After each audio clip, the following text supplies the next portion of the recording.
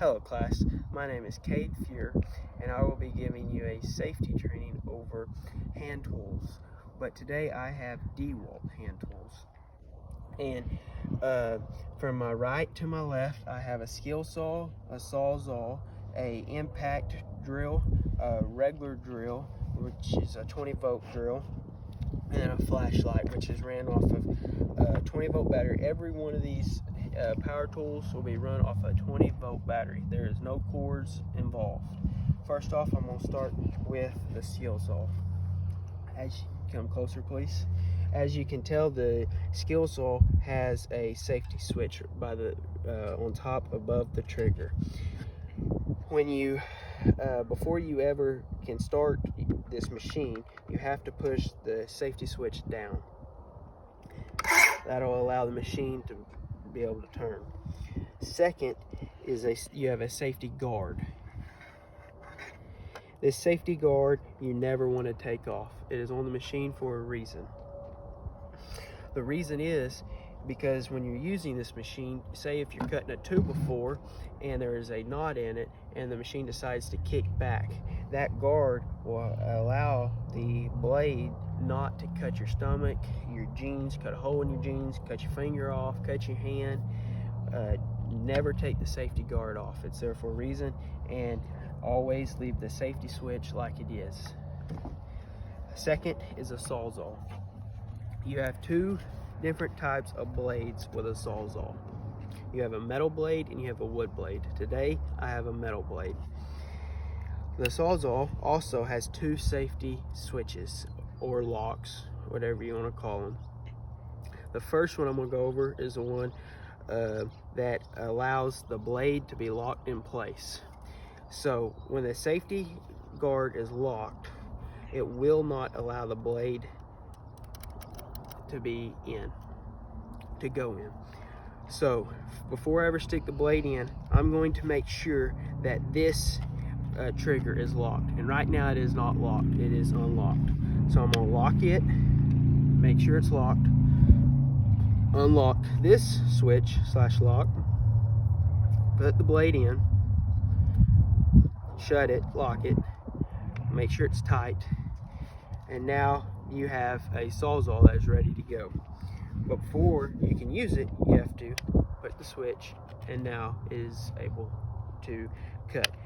A lot of carpenters use these just to cut out just a rough cut. It's not going to be a smooth cut.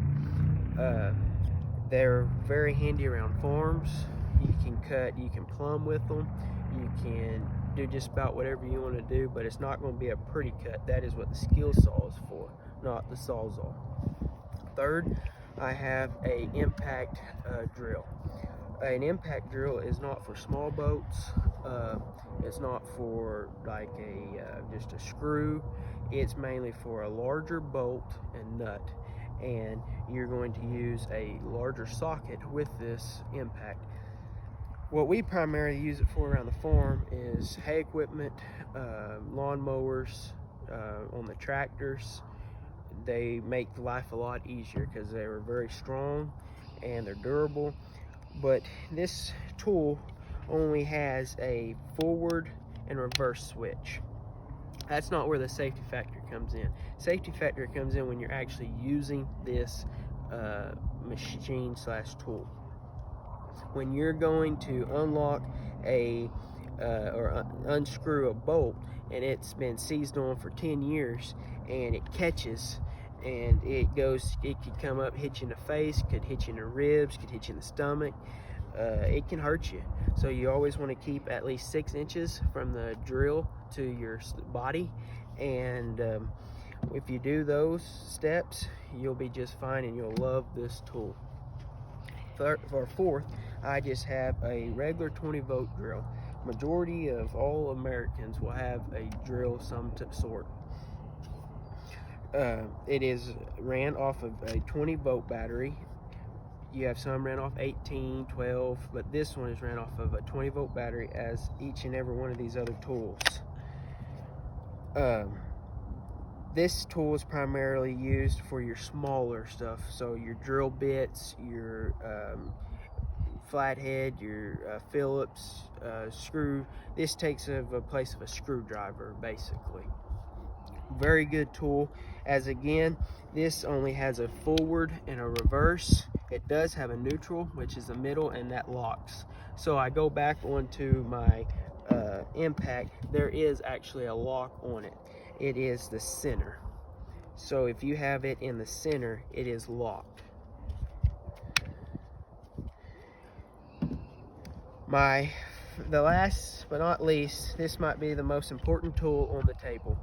It's the littlest.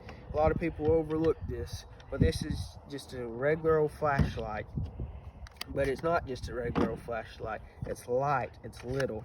So when you are working on farm equipment, if you're in construction, if you're in a hole, if you're in a trench, wherever you're at, yeah, it is durable.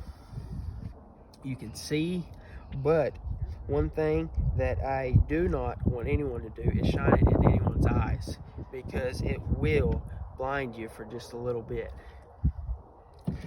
If I was in class today, I would pull all the batteries off, pull all the blades off, and I'd pass them around in class so each and every one of y'all would get to look at them. The PPE that we use on the farm when we're messing around or using these power tools would be, I left my one steel-toed boots at my house in Durant. Since we're quarantined, I'm just using my steel-toed cowboy boots today. I have my safety glasses, and we don't use a hard hat on the farm, so I don't have one. If we were working in construction or anything that had falling objects over us 7 feet above, you would want to wear a hard hat. And I appreciate you watching this video, and that's going to sum her up. Thank you.